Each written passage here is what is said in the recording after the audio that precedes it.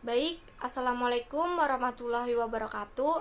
Pada pertemuan yang kedua ini, kita akan belajar mengenai sifat-sifat operasi hitung pada bilangan bulat. Yang pertama adalah sifat komutatif atau pertukaran. Ingat ya, operasi komutatif ini hanya berlaku untuk penjumlahan dan perkalian saja. Untuk penjumlahan, misalnya jika A ditambah B sama dengan B ditambah A.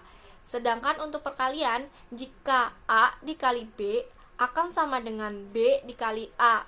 Contohnya, 4 ditambah 8, kita tukar menjadi 8 ditambah 4. Maka hasilnya akan sama, yaitu sama-sama menghasilkan bilangan 12. Kemudian, contoh untuk perkalian yaitu 4 dikali 8, jika kita tukar menjadi 8 dikali 4, itu hasilnya akan sama saja, yaitu 32.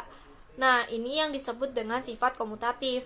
Selanjutnya ada sifat yang kedua, yaitu sifat asosiatif atau disebut juga sifat pengkelompokan. Sama seperti sifat komutatif, sifat asosiatif ini hanya berlaku untuk operasi penjumlahan dan operasi perkalian. Nah, jika A ditambah B ditambah lagi dengan C akan sama saja dengan A ditambah B ditambah C. Kita langsung ke contohnya ya. Di sini contohnya 4 ditambah 5 ditambah 6, maka hasilnya akan sama dengan 4 ditambah 5 ditambah 6. Nah, maksudnya seperti ini. Operasi sebelumnya 4 ditambah 5 dulu, baru ditambah 6. Ini hasilnya akan sama dengan 5 ditambah 6 dulu, lalu ditambah dengan 4, yaitu sama-sama menghasilkan 15.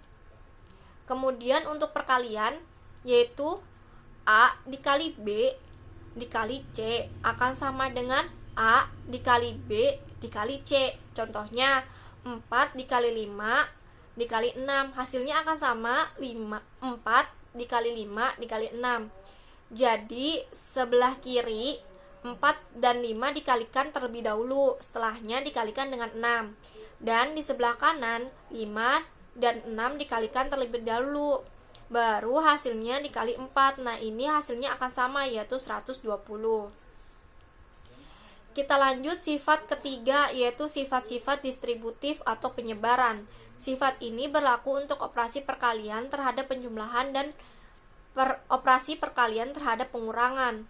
Misalnya A dikali B ditambah C, ini hasilnya akan sama dengan A dikali B ditambah A dikali C. Untuk perkalian terhadap pengurangan itu hampir sama, yaitu jika A dikali B dikurang C akan sama dengan A dikali B dikurang A dikali C. Contohnya yaitu 2 dikali 3 ditambah 4, hasilnya akan sama bila kita sebar menjadi 2 dikali 3 ditambah 2 dikali 4, yaitu sama-sama menghasilkan 14.